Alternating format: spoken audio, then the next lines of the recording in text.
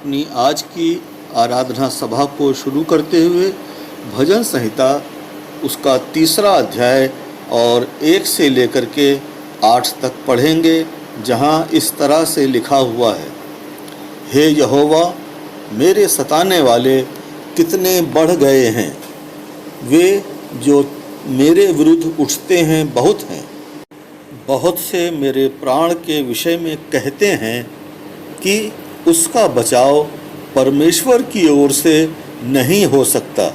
परंतु हे यहोवा, तू तो मेरे चारों ओर मेरी ढाल है। तू मेरी महिमा और मेरे मस्तक का ऊंचा करने वाला है। मैं ऊंचे शब्द से यहोवा को पुकारता हूँ और वह अपने पवित्र पर्वत पर से मुझे उत्तर देता है। मैं लेटकर सो गया, फिर जाग उठा, क्योंकि पर यहोवा मुझे संभालता है। मैं उन 10,000 मनुष्यों से नहीं डरता जो मेरे विरुद्ध चारों ओर पांति बांधे खड़े हैं। उठ हे यहोवा, हे मेरे परमेश्वर, मुझे बचा ले, क्योंकि तूने मेरे सब शत्रुओं के जबड़ों पर मारा है और तूने दुष्टों के दांत तोड़ डाले हैं। उद्धार यहोवा ही से होता है। हे यहोवा, तेरी आशीष तेरी प्रजा पर हो। आमीन। अब हम लोग एक गीत में शामिल होंगे। इस गीत में हम लोग ज़रूर से शामिल हों। गा नहीं सकते हैं तो कम से कम हम ज़रूर से इस गीत को गुनगुनाएंगे। On a hill far away stood an old rugged cross, the emblem of suffering and shame. And I love that old cross, where the dearest and best for a world of lost sinners was slain. So I will cherish the old rugged cross till my trophies at last I lay down, and I will cling to the old rugged cross and exchange it someday for a crown. To the old rugged cross I will ever be true, its shame and reproach gladly bear. Then he will call me some day to my home far away, where his glory forever I'll share. So I will cherish the old rugged cross till my trophies at last I lay down, and I will cling to the old rugged cross and exchange it someday for a crown. सलीब मुझको देख पड़ती है, एक पहाड़ी पर जो खड़ी थी, कि मसीह मसलूब ने नदामत उठा, गुनहगारों की खातिर जान दी, पास ना छोड़ूंगा प्यारी सलीब, जब तक दुनिया में होगा कयाम, लिपट रहूंगा मैं उसी से कि मसलूब से है अब दिया राम। आह वो प्यारी सलीब जिसकी होती तकहीर है मुझको बेहद दिल पजीर कि खुदा के महबूब उस जलाली मसीह ने सहा दुख बेराज़ी, पास ना छोड़ूंगा प्यारी सलीब, जब तक दुनिया में होगा कयाम, लिपट रहूंगा मैं उसी से कि मसलूब से है अब दिया राम। मुझे प्यारी सलीब में गोलहुलुहान नजर आती है खूब सुरती कि खुदा के मसीह ने कफारा दिया तामिले मुझे जिंदगी, पास ना छोड़ूंगा प्यारी सलीब, जब तक दुनिया में होगा कयाम, लिपट रहूंगा मैं उसी से कि मसलूब से है अब दिया राम।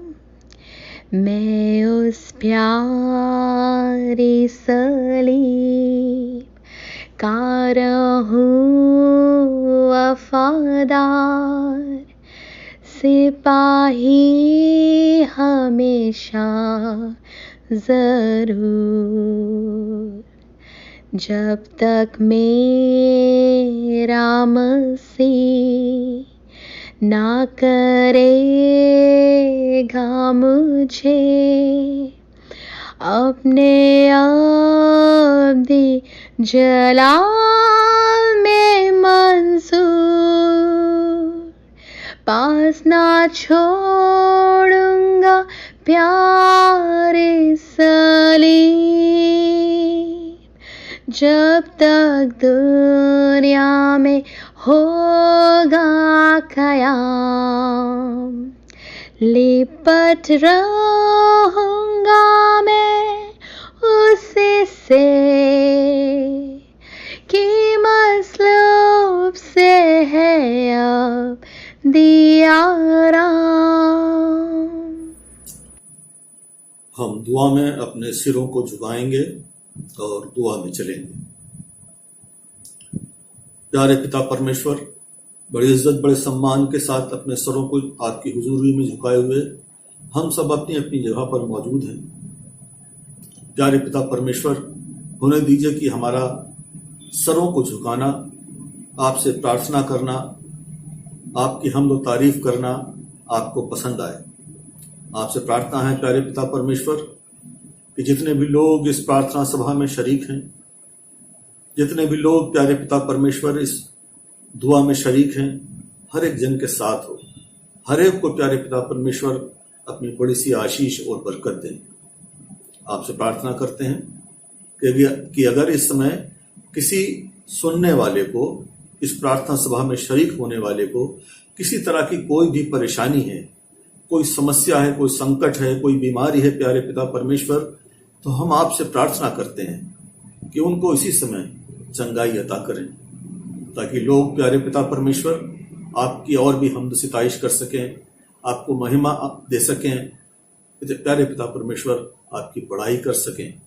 आपसे प्रार्थना है प्यारे पिता परमेश्वर, हर एक जन के साथ, न सिर्फ प्यारे पिता परमेश्वर इस प्रार्थना सभा में शरीक, बल्कि उन तमाम लोगों को भी प्यारे पिता परमेश्वर जो किसी वजह से प्रार्थना सभा में शरीक नहीं है, उन सब के साथ, उन सबको प्यारे पिता परमेश्वर अपनी बड़ी सी आशीष और बरकत दें।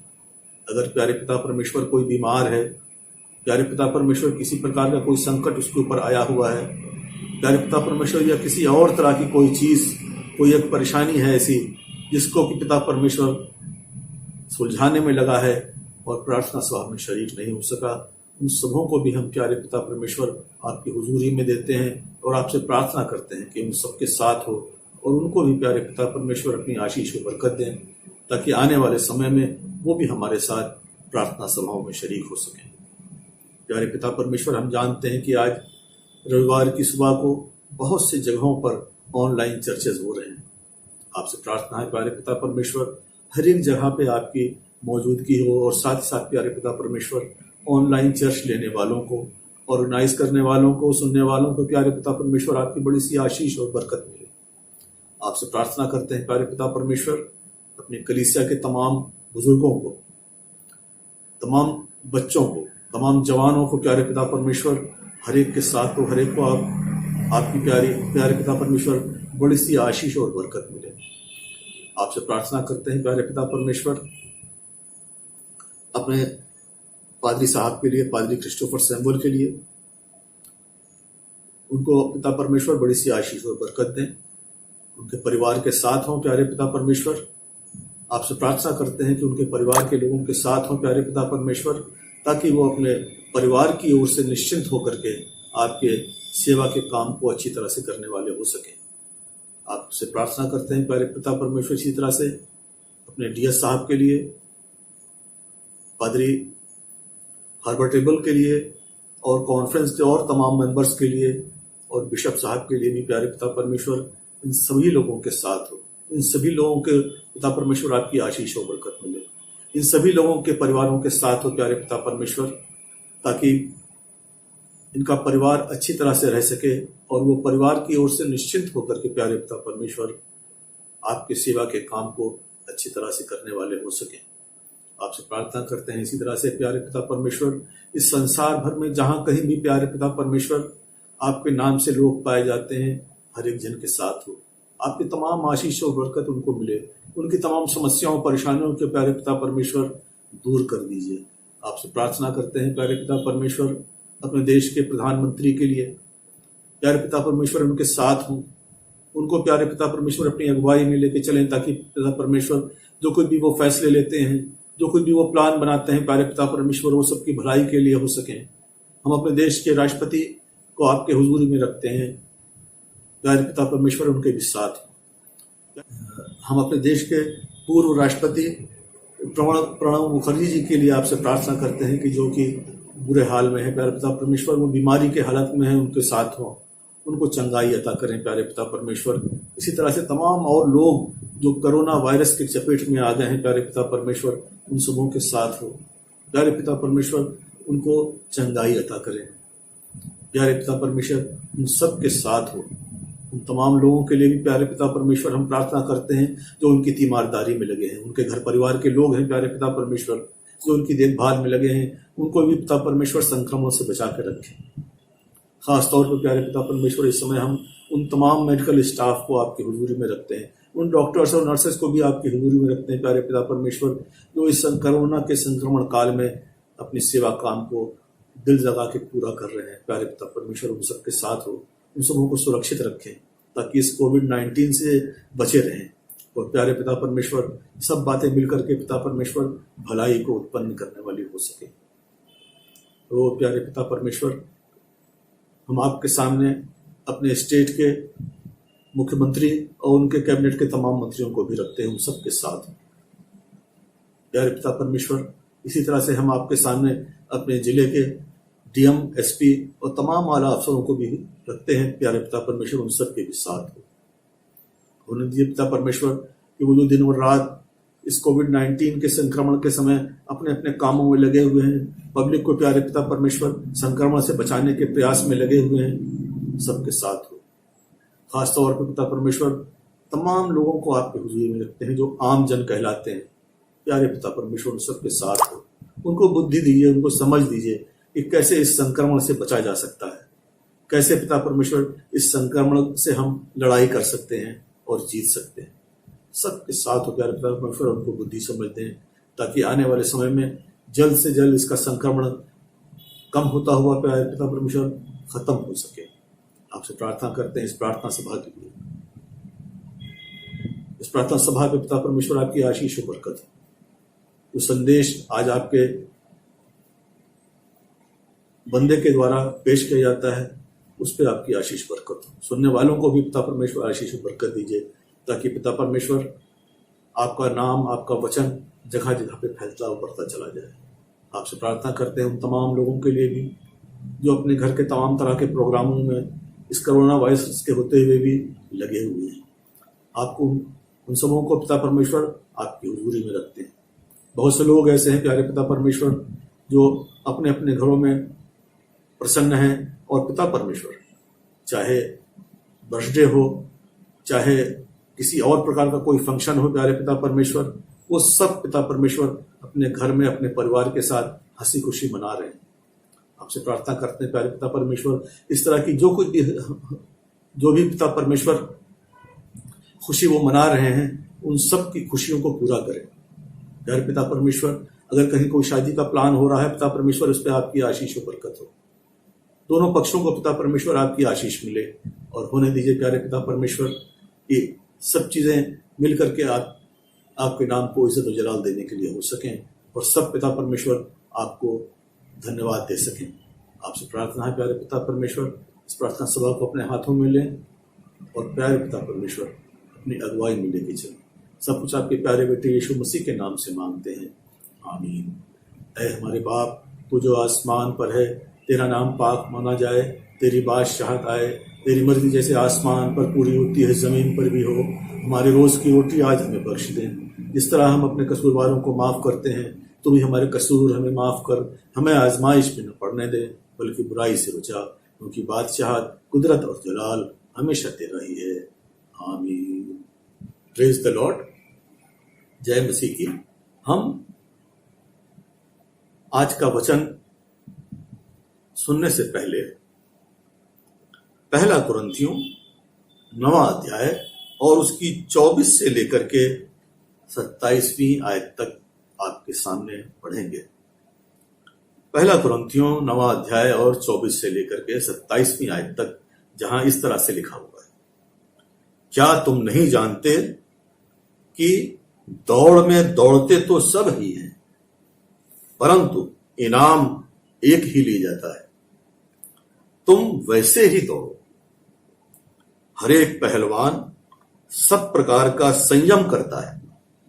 वे तो एक मुरझाने वाले मुकुट के लिए ये सब करते हैं, परंतु हम तो उस मुकुट के लिए करते हैं जो मुरझाने का नहीं। इसलिए मैं तो इसी रीत से दौड़ता हूं, परंतु लक्ष्यहीन नहीं। मैं भी इसी रीत से मुक्कों से लड़ता हूं, परंतु उसके समान नहीं जो हवा को पीटता हुआ लड़ता है। परंतु मैं अपनी देह को मारता, कूटता और वश में लाता हूं। ऐसा ना हो कि औरों को प्रचार करके मैं आप ही किसी रीत से निकम्मा ठहरूं, आमीन। हम अपने सरों को झुकाएंगे और प्रार्थना में चलेंगे। प्यारे पिता परमेश्वर, बड़ी इज्जत बड़े सम्मान के साथ अपने सर को झुकाए हुए आपकी हुजूरी में मैं मौजूद हूं। प्यारे पिता परमेश्वर, आपसे प्रार्थना है कि मुझे अपने हाथों में लें, इस्तेमाल करें प्यारे पिता परमेश्वर, ताकि आज जो कलाम, आज जो वचन आप अपने लोगों को सुनाना चाहते हैं, देना चाहते हैं, वो मेरे माध्यम से लोगों तक पहुंच सके। इसके साथ ही साथ पिता परमेश्वर सुनने वालों को भी आपके हाथों में सौंपता हूँ और आपसे प्रार्थना करता हूँ, प्यारे पिता परमेश्वर सुनने वालों को आपकी आशीष और बरकत मिले, ताकि पिता परमेश्वर आपके वचन को, आपके कलाम को प्यारे पिता परमेश्वर वो सुन सकें, समझ सकें और दुनिया को भी बांटने वाले हो सकें। आपके प्यारे बेटे यीशु मसीह के नाम से मांगते हैं, आमीन। आज मैंने जो विषय चुना है वो खास तौर पर जवानों के लिए है, लेकिन इसका मतलब यह नहीं कि जो बच्चे हैं या जो बूढ़े हैं वो इसको नहीं सुन सकते, इस प्रार्थना सभा में शायद नहीं हो सकते, बल्कि हर कोई, हर एज ग्रुप का इस प्रार्थना सभा में शामिल हो सकता है, परमेश्वर के वचन को सुन सकता है। आइए देखें कि आज परमेश्वर हमसे और आपसे क्या कहना चाहता है। अपनी बात को शुरू करने से पहले मैं कुछ आंकड़े, जो कि जनसंख्या के आंकड़े हैं, आपके सामने रखना चाहता हूं। ये आंकड़े 2019 के हैं। इन आंकड़ों के मुताबिक भारत की जनसंख्या 135 करोड़ 26 लाख 42,000 और 280 है 2019 के आंकड़ों के अनुसार। और उसी आंकड़ों के अनुसार अगर हम देखें तो 12 साल से कम की आयु के लोग करीब 25% हैं और 39 से ऊपर की एज ग्रुप के लोग, 39 इयर्स से ऊपर की एज ग्रुप के लोग वो भी करीब 25% ही हैं। लेकिन 12 से और 39 एज ग्रुप के लोग करीब 50% हैं। और इसी कारण से जब हमारे देश के प्रधानमंत्री कुछ बात कहते हैं तो अक्सर वो इस बात को कहते हैं कि भारत एक जवान देश है, क्योंकि यहां पे 50% लोग जवान हैं, यूथ हैं। और इस बड़े यूथ को, इस बड़े जवानों की इस हुजूम को, इस बड़ी आबादी को अगर ढंग से इस्तेमाल किया जाए तो ये कोई भी काम ऐसा नहीं जो ये ना कर सकते हो, कोई भी काम ऐसा नहीं जो इनके लिए मुश्किल हो। बस जरूरत इस बात की है कि इनको सही गाइडेंस और सही दिशा मिल जाए। अजीजों, जब ये छोटे ही होते हैं तो इनके दिलों में, इनके मनों में बहुत तरह की बातें होती हैं, बहुत तरह से ये सोचते हैं, कुछ करके दिखाना चाहते हैं, आगे बढ़ना चाहते हैं। और अगर इनको सपोर्ट मिल जाए, अगर इनको सही गाइडेंस मिल जाए तो ये अपने उस लक्ष्य को जो उन्होंने निर्धारित किया है उसको ये पा सकते हैं। और ये जिम्मेदारी हम सब की है कि हम अपने जवानों को, अपने लोगों को सही गाइडेंस दें, सही दिशा दें, उनको सपोर्ट करें ताकि वो अपने कामों में, ताकि उन्होंने जो लक्ष्य पाला है उसको वो अचीव कर सकें। हमारे जवानों में बहुत तरह की बातें उनके मन में आती हैं और वो उसको पूरा करते हैं और लोग उनको सपोर्ट भी करते हैं। किस तरह की बातें हैं, जरा देखें। एक बात जो जवानों में आती है वो ये है कि उनके अच्छे कपड़े होने चाहिए, वो अच्छे कपड़ों को पहनना पसंद करते हैं और उनके माँ बाप भरसक ये प्रयास करते हैं कि वो अपने बच्चों को अच्छे से अच्छा कपड़ा उसकी मर्जी के अनुसार दिला सकें, और दिलाते भी हैं। और जवानों में क्या बात आती है मन में कि हमारा एक अच्छा घर होना चाहिए, अच्छा घर, अच्छा खान पान, अच्छे खान पान की इच्छा उनके अंदर होती है। क्योंकि उनका बढ़िया डाइजेशन सिस्टम होता है, जो कुछ भी वो खाते हैं सब हजम हो जाता है और उनको ताकत देता है।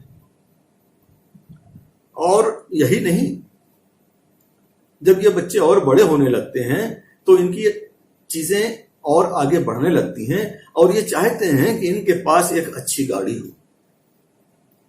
हमारे जमाने में तो साइकिल ही बहुत बड़ी गाड़ी मानी जाती थी और हम लोग साइकिल पा करके ही खुश हो जाया करते थे। लेकिन आज के समय में जो यूथ है, जो जवान है, उनको साइकिल से काम नहीं चलता है, उनको मोटरसाइकिल चाहिए। और जो और भी बड़े हो जाते हैं, जो और बड़े जवान हैं उम्र में, उनको तो 4 व्हीलर चाहिए। और आगे देखें हम, अच्छा मोबाइल और अच्छा लैपटॉप, ये भी एक जरूरी है। उनकी पढ़ाई में उनकी मदद करता है, उनका दूसरों से कांटेक्ट बनाए रखने में उनकी मदद करता है। व्हाट्सएप ग्रुप्स हैं जिन पे पढ़ाई होती है, स्टडीज होती हैं। और आजकल इस कोविड-19 के समय में तो ऑनलाइन पढ़ाइयां ही हो रही हैं, सारी स्टडीज ऑनलाइन है। और क्या चाहते हैं हमारे जवान आज के समय में? हमारे जवान जो हैं आज के समय में, वो ये भी चाहते हैं कि उनके दोस्त अच्छे हों, उनके पास अच्छे वफादार दोस्त हों जो उनकी बातों को सुन सकें। वो क्या कहना चाहते हैं, वो क्या सोचते हैं, ये उनके दोस्त समझें। और वो ये भी चाहते हैं कि उनके माता पिता अच्छे हों, क्योंकि जब माता पिता अच्छे रहेंगे तभी तो वो उनकी जरूरतों को पूरा कर पाएंगे। जो कुछ भी वो चाहते हैं उनकी डिमांड को वो पूरा कर पाएंगे, और इसीलिए वो अच्छे माता पिता की इच्छा रखते हैं। और तो और कुछ जवान ऐसे भी हैं जो यूं सोचते हैं कि अच्छे माता पिता हमारे होंगे तो वो मुझे किसी बात के लिए रोक टोक नहीं करेंगे। अगर मुझे देर हो गई है, पढ़ाई से लौटते समय एक्स्ट्रा क्लासेस चल रही हैं या कहीं किसी दोस्त के साथ कुछ डिस्कशन पढ़ाई के ऊपर हो रहा है, तो उनको रोक टोक ना करें, उनसे बेकार के सवाल ना करें। और तो और हमारे जवानों में एक इच्छा और भी होती है कि उनके सारे रिश्तेदार नातेदार जो उनके चारों ओर हों, वो सब अच्छे हों, सारे अच्छे रिश्तेदार हों, कोई खुराफात करने वाला ना हो। और तो और वो ये भी चाहते हैं कि जब वो पढ़ाई करके जब उनका रिजल्ट आता है तो उनके अच्छे मार्क्स हों, अच्छे मार्क्स, अच्छा सर्टिफिकेट वो चाहते हैं। और वो ये भी चाहते हैं कि सभी लोग उनकी तारीफ करें, सभी लोग उनकी तारीफ करें कि ये तो पढ़ने में बहुत अच्छा है, सारे टीचर्स उनकी तारीफ करें, इसका तो बड़ा अच्छा स्वभाव है, ये दूसरों से बड़े अच्छी तरह से पेश आता है, ये बड़ों की रिस्पेक्ट करता है। और इस तरह के तमाम चीजें, तमाम बात लोग उनके बारे में सोचें। और देखिए भाई, हमारे जो जवान हैं उनकी क्या एक्सपेक्टेशंस होती है दूसरों से। अगर उनको किसी स्पोर्ट्स में रुचि है तो वो सबसे अच्छा खिलाड़ी के रूप में उस खेल को खेल सकें। अगर किसी म्यूजिक की चीज में उनको इंटरेस्ट है, गाने का या बजाने का, तो लोग इस बात की तारीफ करें कि ये तो बहुत अच्छा गाता है, अरे ये बहुत अच्छा बजाता है। और यही नहीं, गाने के साथ साथ बजाता भी है बाजा। कितना अच्छा है, कितना अच्छा लड़का है या कितनी अच्छी लड़की है, कितने टैलेंटेड लोग हैं ये। और आगे बढ़ते चलें हमारे यूथ आगे बढ़ते जाते हैं, उम्र भी उनकी बढ़ती जाती है और जो चीजें उनकी हैं वो आगे चलती चली जाती है। किस तरह से, देखिए हम कुछ और देखते हैं आगे। पढ़ाई पूरी हो जाने के बाद उनकी ये एक्सपेक्टेशन होती है कि हमको अच्छी नौकरी मिले, कोई ऑफिसर ग्रेड की नौकरी मिले। और जो लोग चाहते हैं नौकरी ना करना, बिजनेस करना चाहते हैं, तो वो चाहते हैं कि मेरा अच्छा सा बिजनेस चले, एक अच्छा सा मेरा ऑफिस हो, इसमें कई लोग काम करने वाले उनके अंडर में हों और वो सब लोग उनका सम्मान करें। जो नौकरी में हैं उनकी भी यही एक्सपेक्टेशन होती है, उनकी भी यही सोच होती है कि उनके अंडर में काम करने वाले उनका सम्मान करें। और यही नहीं, जो उनके साथ के लोग हैं वो भी उनका सम्मान करें, उनकी तारीफ करें, उनकी प्रशंसा करें। और जो उनकी हायर अथॉरिटीज हैं, जो उनसे बड़े हैं पद में, वो भी उनकी तारीफ करें, वो भी उनको एक रिस्पेक्ट की नजर से देखें, उनके काम की तारीफ करें, उनकी योग्यता की तारीफ करें। जो बिजनेस में है उनकी क्या एक्सपेक्टेशंस होती है? अच्छे से ऑफिस में काम कर रहे हैं, उनके तमाम कस्टमर्स होंगे, फर्म्स होंगी जो उनके कस्टमर्स होंगे, तमाम इंडिविजुअल लोग उनके कस्टमर्स होंगे। वो सारे लोग, वो सारे कस्टमर्स, वो भी उनकी उसी तरह से प्रशंसा करें जैसे स्टूडेंट लाइफ में उनकी प्रशंसा की जाती थी। अरे बहुत अच्छा बच्चा है, उसी तरह से अरे बड़े अच्छे बिजनेसमैन हैं, बड़ा अच्छा काम करते हैं, बड़ा अच्छा प्रोडक्ट देते हैं, बड़ी अच्छी सर्विस देते हैं, बड़ा मीठा बोलते हैं, कभी नाराज नहीं होते, अपने कस्टमर्स को हमेशा संतुष्ट करने के लिए प्रयास करते हैं। और जब इस तरह की चीजें आती चली जाती हैं और जिंदगी आगे बढ़ती चली जाती है तो एक समय ऐसा भी आता है। कैसा समय आता है कि उनकी शादी और ब्याह की बात सामने आती है और उस शादी और ब्याह के लिए वो एक ऐसा लाइफ पार्टनर चाहते हैं। लड़की है तो एक अच्छा पति चाहती है, लड़का है तो वो एक अच्छी पत्नी चाहता है। और पत्नी ऐसी होनी चाहिए कि जो सुंदर हो, जिसके अंदर बहुत सारे गुण हो। ऐसे लाइफ पार्टनर को लोग चाहते हैं, ऐसे लाइफ पार्टनर को हमारे यूथ चाहते हैं। अगर लाइफ पार्टनर की हैबिट्स, अगर लाइफ पार्टनर का स्वभाव भी उन्हीं के जैसा है तो कितना अच्छा है। अगर उनको मिठाई पसंद है और मिठाई में काला जाम पसंद है और उनके लाइफ पार्टनर को भी वही पसंद है तो क्या कहने। अगर उनको नॉन वेज पसंद है और उनके लाइफ पार्टनर को भी नॉन वेज पसंद है तो क्या बात, जिंदगी कितने मजे में गुजरेगी। वाह, जैसे तुम वैसे हम, जैसे हम वैसे तुम, कोई प्रॉब्लम नहीं।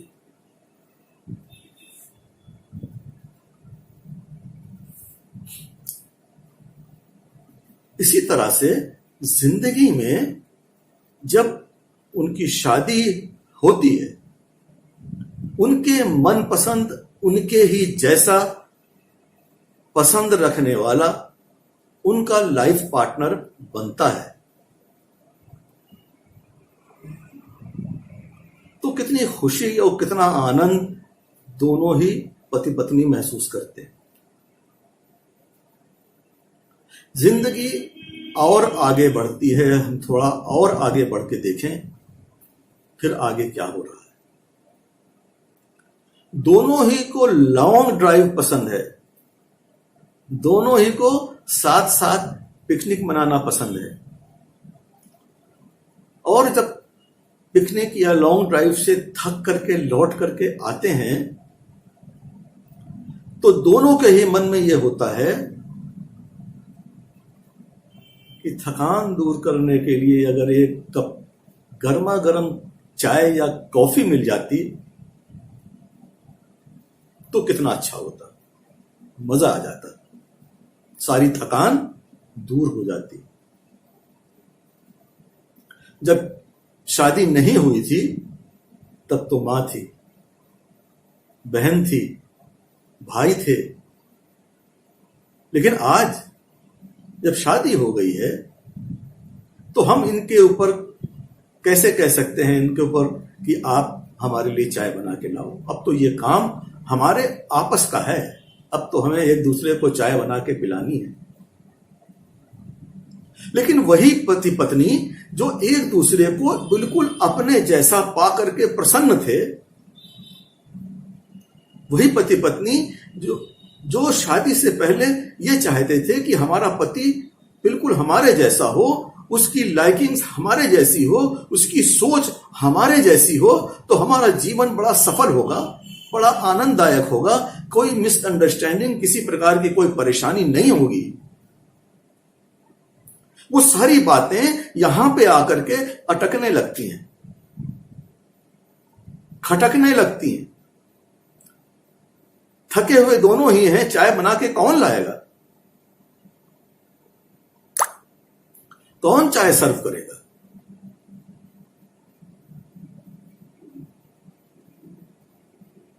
खाना कौन बनाएगा।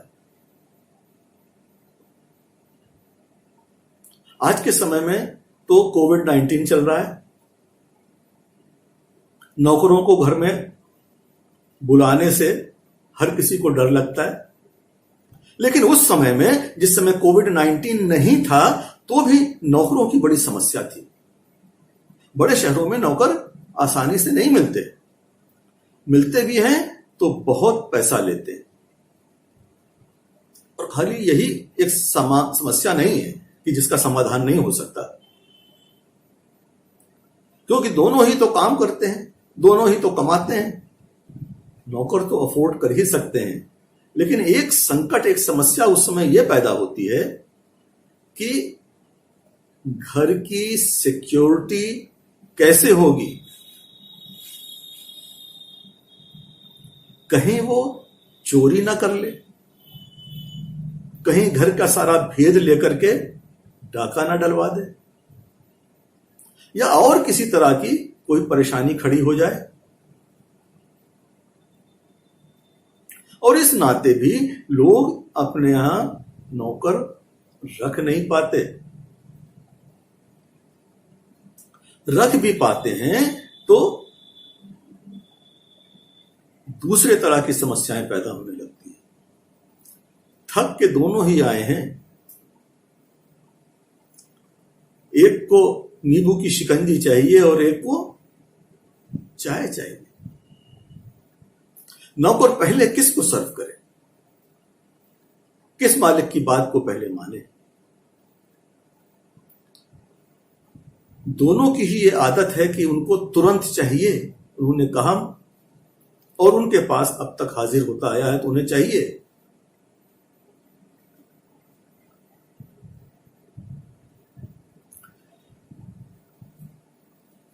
समस्याएं शुरू होने लगती हैं। बच्चे हो गए हैं तो बच्चों की देखभाल कौन करेगा, कौन कितनी देर रात में जाग करके बच्चे की देखभाल करेगा, किस दिन किसकी ड्यूटी लगेगी। उसकी नैपी कौन बदलेगा, कितनी बार बदलेगा, बारी बारी करके बदली जाएगी या एक ही की ड्यूटी लगेगी कि वो बदलता रहे।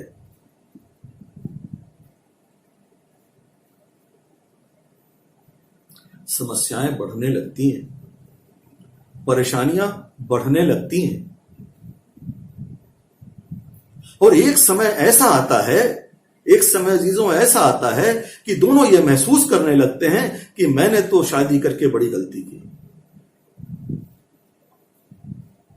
मैंने जो चुनाव किया शादी करने के लिए वो चुनाव उचित नहीं था। मैंने जिस आदमी को या मैंने जिस स्त्री को चुना कि ये मेरा लाइफ पार्टनर बने, वो हमारा डिसीजन गलत था। डिसीजन लेते समय उन्होंने क्या देखा था? उन्होंने ये देखा था कि ये जो हमारा लाइफ पार्टनर होने के लिए प्रस्तावित है, जिसका प्रपोजल हमारे सामने है या जिसके ऊपर हम विचार कर रहे हैं कि ये हमारा लाइफ पार्टनर बने कि ना बने, उसमें हमने क्या क्वालिटीज देखी थी? उस समय हमने ये क्वालिटीज देखी थी कि वो ठीक हमारे जैसा है, उसकी लाइकिंग्स हमारे जैसी हैं, उसका स्वभाव हमारे जैसा है, वो हमारे जैसे उठता बैठता है, उसको सोचने का ढंग हमारे जैसा है, उसके व्यवहार का ढंग हमारे जैसा है। लेकिन आज वही बातें हमको खटक रही हैं, उन जवानों को खटकने लगती हैं, परेशान करने लगती हैं।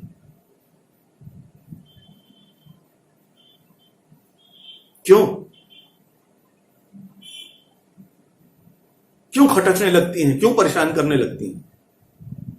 क्यों ऐसा हो गया कि वो अपने जैसे ही स्वभाव वाले, अपने जैसे ही दिमाग वाले, अपने जैसे ही सोच रखने वाले व्यक्ति के साथ जिंदगी बसर नहीं कर सकने की स्थिति में आ जाते हैं?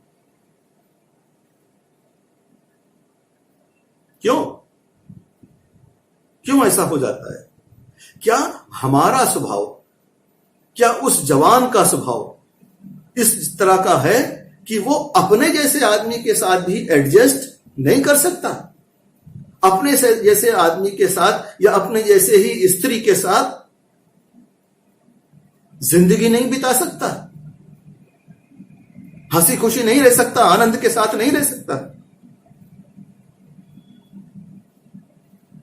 तो क्या हम ये मान लें कि उस जवान की जो आदतें हैं, उस जवान की जो सोच है वो सही नहीं? उस जवान के जो काम करने का तरीका है, जो उसका लाइफ स्टाइल है, वो उचित नहीं? क्यों भाई, ऐसा क्यों है? ऐसा इसलिए है कि हमने बाइबल में बताई हुई उन बातों को छोड़ दिया है जो हमें इस जीवन में सफलतापूर्वक जीने की राह दिखाते हैं, और वही बातें जो हमको इस जीवन में सुखी रख सकती हैं, हमको इस जीवन में संतुष्ट रख सकती हैं,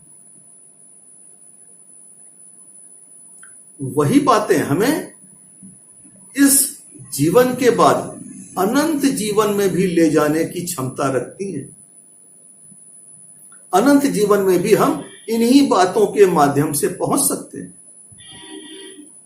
उन बातों को हमने छोड़ दिया है, और इसी कारण से,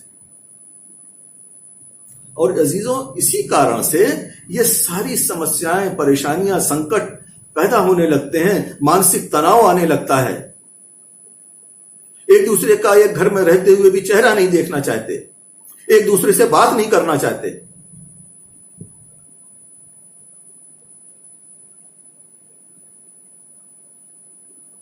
अजीजों, अगर हमने उन बातों पे जो बाइबल हमें बताती है उन पे चला होता, उनको देखा होता,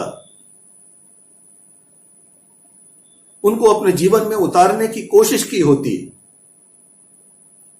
तो आज ये दिन ना देखना पड़ता। इस संसार में हम सुखी रहते, इस संसार में हमारे जवान सुखी रहते। और यही नहीं, इस जीवन के बाद का जीवन जो है उसमें प्रवेश कर लेते। कौन सी बातें हैं जो बाइबल हमें बताती है और हमने उनको छोड़ दिया है? सबसे पहली बात आती है प्रेम। प्रेम डाह नहीं करता।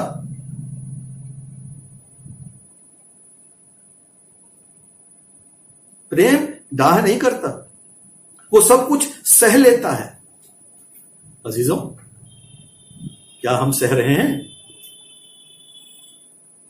क्या हम सह रहे हैं? जहां से, जिस जगह से हमने अपनी बात को शुरू किया था, हमारे जवानों को अच्छे कपड़े पहनने का की आदत होती है। वो अच्छे कपड़े पहनना चाहते हैं। इन अच्छे कपड़ों से ही शुरुआत हो जाती है। वो अच्छे कपड़े कैसे आ रहे हैं? हमारे माँ बाप उन अच्छे कपड़ों को कैसे ला रहे हैं? अगर हम अपने माँ बाप से प्रेम करते हैं तो हमें यह सोचने की जरूरत है कि ये जो अच्छा ड्रेस हमने कहा है कि ये हमको चाहिए, इस ड्रेस के लिए पैसे हमारे माँ बाप कैसे लेकर के आएंगे? और अगर अपने माँ बाप के लिए हमारे अंदर प्रेम है तो हम जरूर इस बात को सोचेंगे। हमारे माँ बाप क्या पुराने कपड़े पे अपना काम चला रहे हैं? क्या हमारी माँ के पास पुराने कपड़े ही हैं, पुरानी साड़ियां ही हैं? अजीजों, ये सारी बातें अगर इंसान नहीं सोचता तो इसका मतलब वो अपने माँ बाप से प्यार नहीं करता। हर माँ बाप के पास ऐसी सामर्थ्य नहीं होती कि वो अपने बच्चों को अच्छे कपड़े, अच्छा खाना पीना, अच्छी पढ़ाई, इन सब के साथ साथ एक अच्छा घर भी प्रोवाइड कर सकें।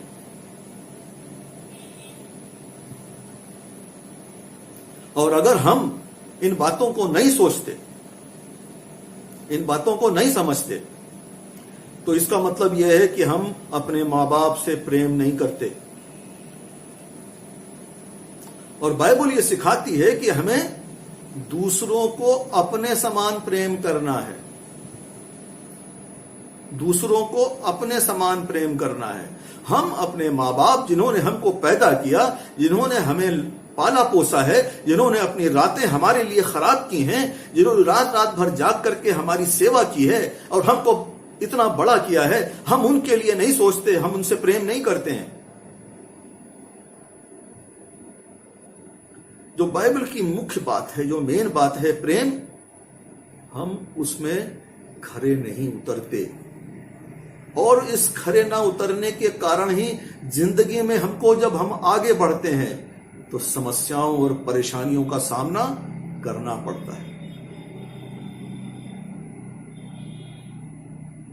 हम न सिर्फ अपने माँ बाप से, बल्कि हम अपने दोस्तों से भी प्रेम नहीं करते, क्योंकि हर समय हमारी ये एक्सपेक्टेशन होती है कि वो हमारी तारीफ करें, वो हमारी हर बात को माने, जैसा हम कहें वैसा वो करें।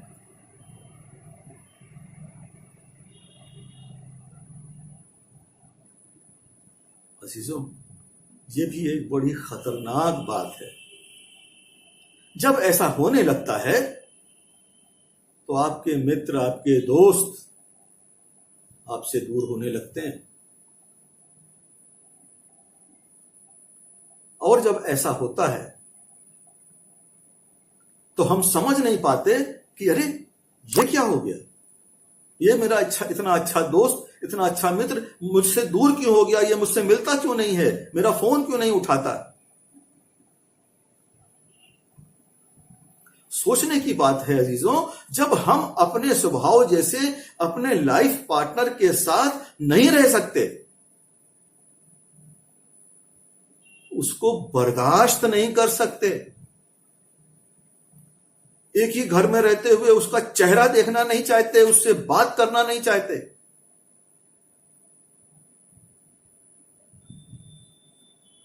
तो वो तो हमसे डिफरेंट है। हमने उस दोस्त को अपने जैसा मान करके स्वीकार नहीं किया।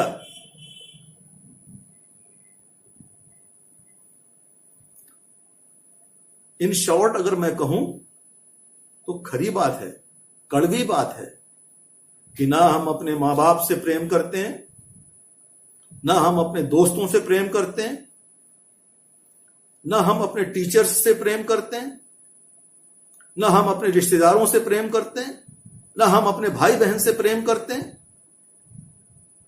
और ना ही हम अपने जैसे जिसको कि हमने चुना है, जिसको कि हमने पहचाना है कि ये हमारा लाइफ पार्टनर सबसे बेस्ट हो सकता है, ये बिल्कुल हमारी तरह ही है, उसको भी हम बर्दाश्त नहीं कर सकते,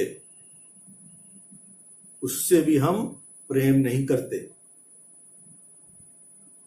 बाइबल इसके बाद एक दूसरी बात और बताती है प्रेम के बाद, वो है आनंद।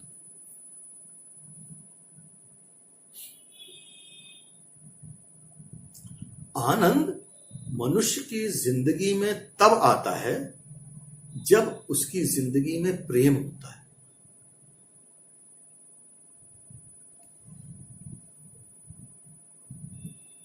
आनंद तब आता है जब उसकी जिंदगी में प्रेम होता है। जब वो अपने पत्नी के साथ या अपने पति के साथ जिंदगी गुजारता है और उनके बीच में प्रेम का संबंध होता है, जिंदगी में आनंद होता है। न सिर्फ इस जिंदगी में बल्कि शादी के पहले अपने मां बाप के साथ, अपने उस परिवार में रहते हुए, अपने भाई बहन के बीच रहते हुए, कॉलेज लाइफ में अपने सहपाठियों के साथ रहते हुए, अपने मोहल्ले में, अपने समाज में लोगों के साथ उठते बैठते हुए, चलते फिरते हुए, अगर हम अपने उस प्रेम को समझ करके उनको दूसरों को निछावर करें, दूसरों को वो प्रेम हम दें, तो क्या होगा? तब हमारे यहां आनंद होगा, हमारे दिल में आनंद होगा, हमारे दिमाग में आनंद होगा, आनंद ही आनंद होगा। लेकिन पहली शर्त यह है कि हमको प्रेम करना आना चाहिए। और बाइबल कहती है कि प्रेम कैसा? ऐसा प्रेम जैसा प्रभु ने तुम्हारे लिए किया, कि उसने स्वर्ग का सिंहासन छोड़ करके मनुष्य के रूप में संसार में जन्म लिया और हमारे पापों के लिए उसने क्या किया? अपने प्राण दे दिए, अपने लहू बहाया, ताकि जो गुनाह, जो पाप हमने किए हैं, उसका दंड वो अपने ऊपर उठा ले और हम उसके ऊपर विश्वास करने के नाते उद्धार पाएं। पति पत्नी के बीच जो रिश्ता है, वो संबंध है, बहुत पवित्र और बहुत अच्छा है। जब हम अपने घर परिवार से प्रेम की पाठ को सीख के चलते हुए दाम्पत्य जीवन में, फैमिली लाइफ में जब हम एंटर करते हैं, तभी हम क्या कर सकते हैं? तभी हम अपने लाइफ पार्टनर को भी प्रेम कर सकते हैं, तभी हम अपना जीवन आनंद के साथ बिता सकते हैं। बाइबल कहती है कि अपने पत्नी को उसी प्रकार देखभाल करो जैसे तुम अपने शरीर की देखभाल करते हो। और स्त्रियों से कहा गया है कि तुम अपने पति का सम्मान करो। अगर प्रेम है तो आनंद है, और प्रेम और आनंद के बाद एक बात और आती है, शांति। अगर प्रेम है और आनंद है तो परिवार में शांति है, कोई तनाव नहीं, कोई टेंशन नहीं, कोई भेदभाव नहीं। और शांति तब आती है जब हम एक दूसरे के ऊपर विश्वास करते हैं। अगर हमें हमारे लाइफ पार्टनर के साथ भरोसा नहीं उसके ऊपर, अगर हम उसके ऊपर विश्वास नहीं करते तो शांति तो हो नहीं सकती, कतई शांति नहीं होगी।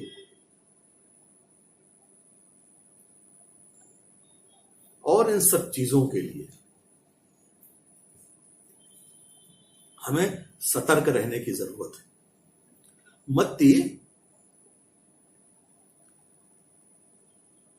5वां अध्याय और उसकी 4थी आयत, मत्ती 5वां अध्याय और उसकी 4थी आयत वो यूं कहती है कि धन है वे जो शोक करते हैं क्योंकि शांति पाएंगे।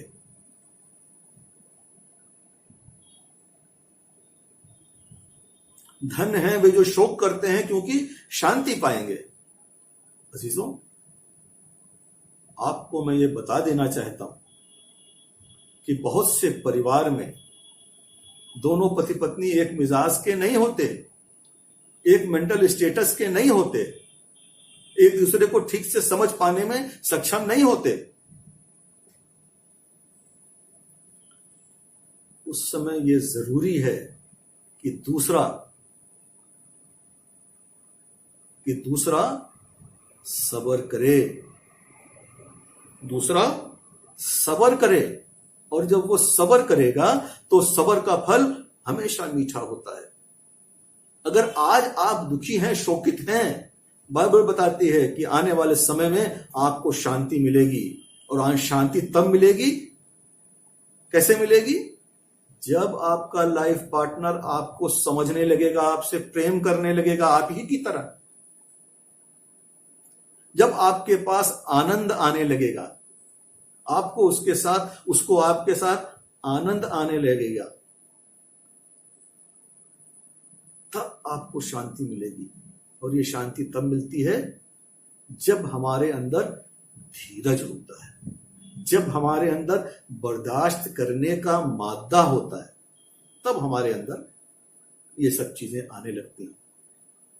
उसके बाद एक बात और भी आती है जिसकी वजह से हमारे जीवन में संकट और परेशानियां खड़ी होती हैं, कृपा और दया।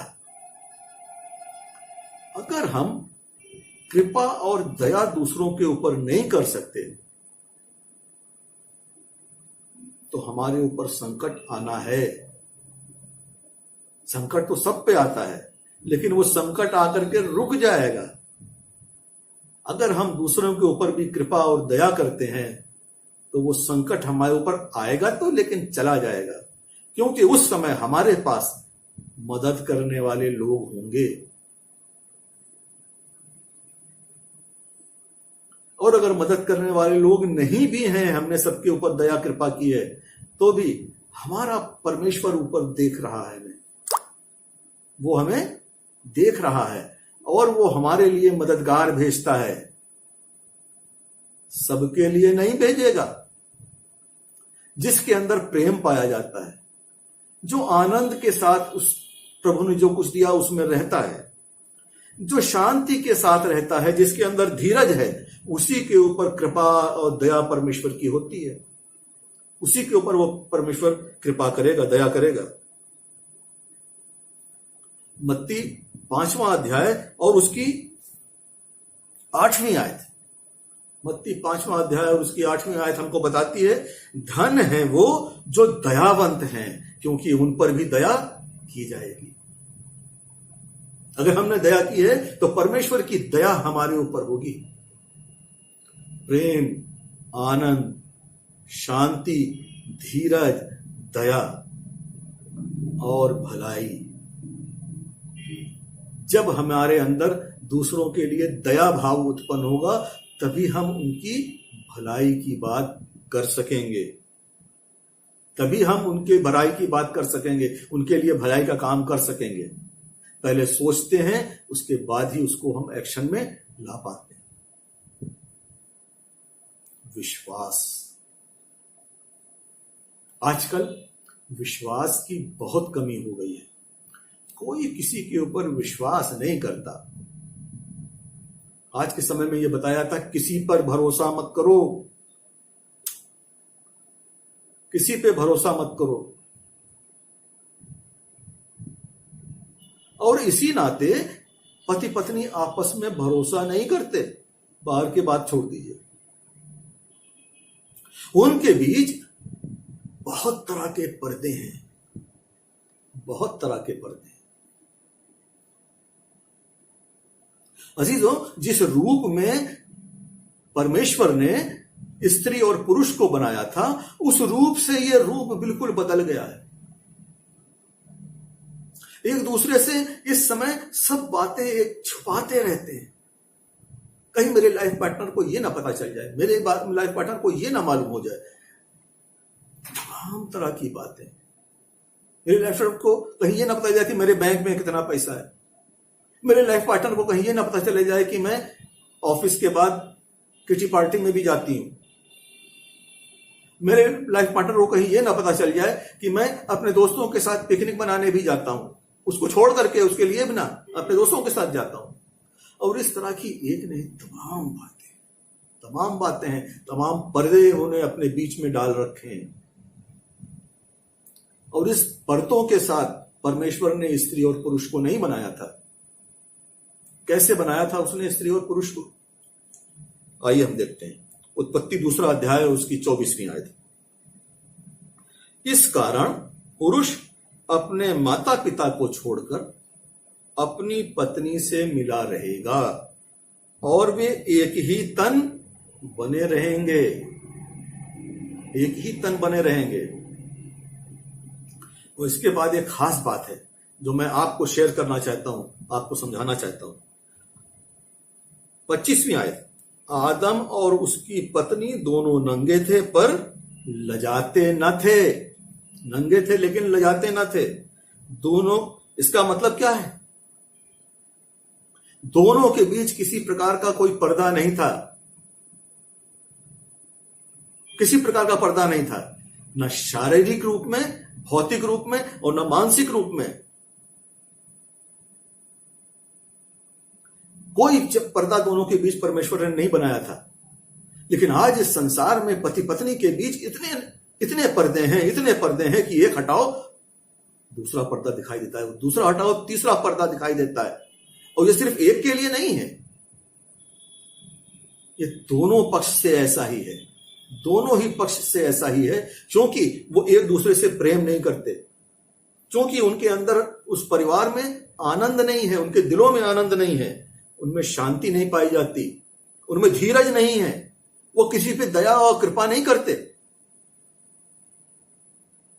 किसी के साथ भलाई नहीं करते और किसी पर भरोसा नहीं करते, किसी पे विश्वास नहीं करते।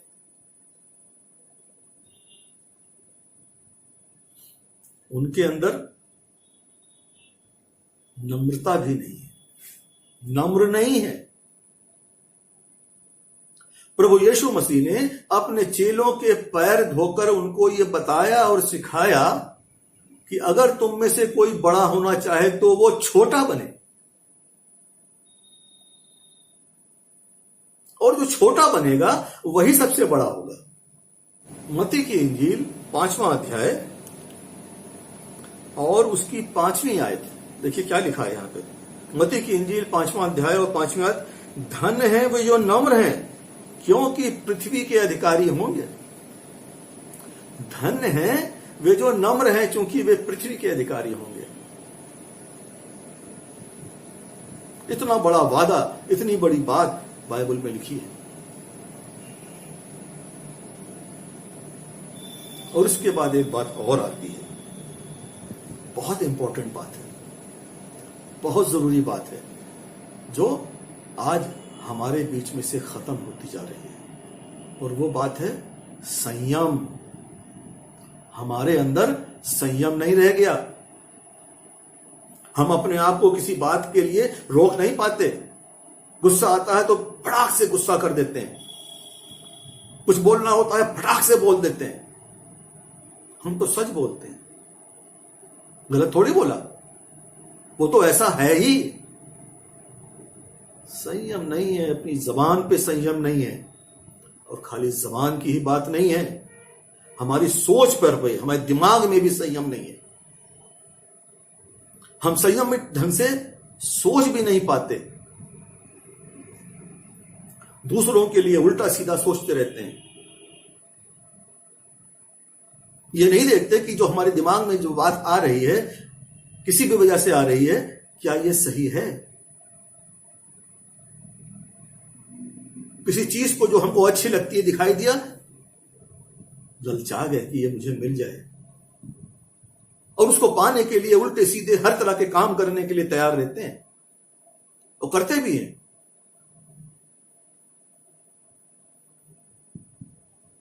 हमारी सोच सही डायरेक्शन में होनी चाहिए। अगर हमारी सोच सही नहीं है तो हम सही दिशा में नहीं चल सकते। हमारा पारिवारिक जीवन कभी भी सही नहीं हो सकता, कभी भी शांति के साथ नहीं हो सकता।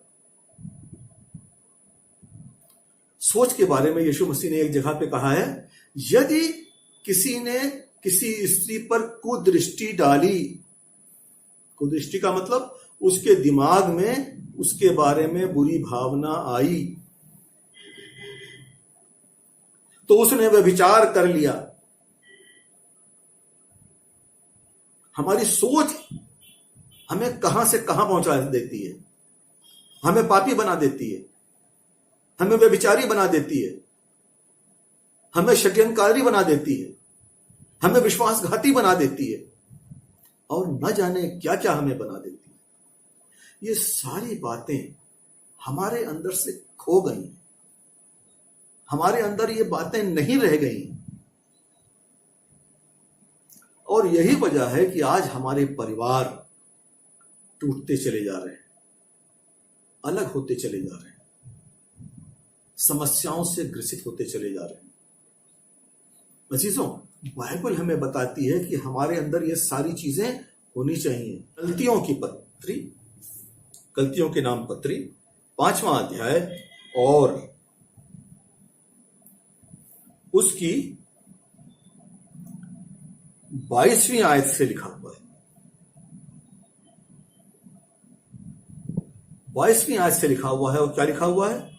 पर आत्मा का फल प्रेम, आनंद, शांति, धीरज, कृपा, भलाई, विश्वास, नम्रता और संयम है।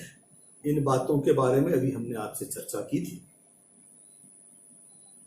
आत्मा के फल ये सब हैं, ये 9 फल हैं, और इन 9 फलों का ना होना हमारे जीवन में, वही जीवन हमारे लिए दुखदाई हो जाता है, परेशान कर देता है। अजीजों, अगर हमने इस बात को समझ लिया है, जवानों खासतौर पे मैं आज आपसे मुखातिब हूं, अगर आपने इस बात को ठीक से समझ लिया है कि ये गुण, ये विशेषताएं आपके अंदर होनी चाहिए, अगर आप अपने जीवन में सफल होना चाहते हैं, और सफल तब होंगे जब आपका पारिवारिक जीवन सफल होगा। जब आपका पारिवारिक जीवन सफल होगा तभी आप सफलता की ऊंचाइयों पर पहुंच सकते हैं, जहां आप पहुंच सकते हैं। हमारे बहुत से जवान, हमारे बहुत से लोग उन ऊंचाइयों तक नहीं पहुंच पाते जहां उन्हें पहुंचना चाहिए, बीच ही में कहीं रुक जाते। कारण क्या है? कि उनके पारिवारिक जीवन सफल नहीं है। अजीजों, हम सब मिलकर के अपने सरों को झुका करके परमेश्वर से प्रार्थना करें कि हमारे अंदर भी ये गुण आ जाएं, हमारे अंदर भी पवित्र आत्मा की ये गुण आ जाएं, ये 9 फल हमारे अंदर भी आ जाएं, ताकि हमारा भी जीवन इस संसार में सफल हो जाए, ताकि हमारा भी जीवन इस संसार में अच्छी तरह से बीते। और न सिर्फ इस संसार में, बल्कि इस संसार के बाद जब हम दूसरे जीवन में जाते हैं तो हम उस मुकाम को पा सकें जिसके लिए यीशु मसीह ने कहा था, मैं जाता हूं ताकि तुम्हारे लिए वो मुकाम, वो जगह वो तैयार करूं, ताकि जहां मैं रहूं वहां तुम भी रहो। हम भी परमेश्वर के साथ उस समय रह सकते हैं, अनंत जीवन के भागी हो सकते हैं, हमारा उद्धार भी हो सकता है। कितने आनंद की बात है कि न सिर्फ इस जीवन में बल्कि उस जीवन में भी ये सारी बातें हमें तमाम समस्याओं, परेशानियों, संकट से बचाते हुए उद्धार दिलाती हैं और परमेश्वर के राज में प्रवेश दिलाती हैं। काश कि इन तमाम बातों को हम सब समझ करके अपने जीवन में अपना सकें। आमीन। आइए हम दुआ करें। प्यारे पिता परमेश्वर, बड़े इज्जत, बड़े सम्मान के साथ अपने सरों को झुकाए हुए आपकी हुजूरी में हम मौजूद हैं। प्यारे पिता परमेश्वर, आपसे प्रार्थना है कि जो कुछ भी आज हमने सीखा, जो भी आपका वचन हमने सुना, होने दीजिए प्यारे पिता परमेश्वर कि उस वचन पे हम चलने वाले हो सकें, उसको सीखने वाले हो सकें प्यारे पिता परमेश्वर, और इस जीवन में ही नहीं बल्कि अगले जीवन में भी हम प्रवेश करने वाले हो सकें। सुनने वालों को बड़ी सी आशीष बरकत दीजिए। मेरे साथ होइए प्यारे पिता परमेश्वर, ताकि मैं आपके वचन को आगे भी फैलाने और बढ़ाने वाला हो सकूं। अपने वचन पे आशीष दीजिए ताकि पिता परमेश्वर ये 60, 70 और 100 गुना फैलाने वाला हो सके। सब कुछ आपके प्यारे बेटे यीशु मसीह के नाम से मांगता हूँ, आमीन। मेरे पास एक शादी की पुकार है। Anubhav Lal, daughter of Mr Sushil Lal, mother Mrs Margaret Lal, जो कि मेथोडिस्ट चर्च बहराइच के मेंबर हैं, का विवाह Mr Jerry Joseph, father late Mr A T. Joseph, mother Mrs Mary Joseph, जो कि ऑर्थोडॉक्स चर्च केरला के मेंबर हैं, उनका विवाह उनके साथ होना तय हुआ है, जो कि 19 अगस्त शाम के 4:30 बजे मेथोडिस्ट चर्च बहराइच में पढ़ा जाएगा। अगर इनके विषय में किसी के पास कोई ऐसी सूचना है जिनसे शादी के बाद उनको दिक्कत होती हो, तो मेहरबानी से मेरे को वो लिखित रूप में मुझ तक पहुँचा दें, अन्यथा अपने मुंह को हमेशा हमेशा के लिए बंद रखें। ये उनकी शादी की दूसरी पुकार है और तीसरी पुकार 19 तारीख को उनकी शादी से पहले पढ़ दी जाएगी। Thank you. हमारे खुदा यीशु मसीह का अनुग्रह, परमेश्वर पिता का प्रेम और पवित्र आत्मा की सहभागिता हम सब के साथ, दुनिया के तमाम ईमानदार लोगों के साथ हमेशा हमेशा होते हैं। आमीन। सबको जय मसीह।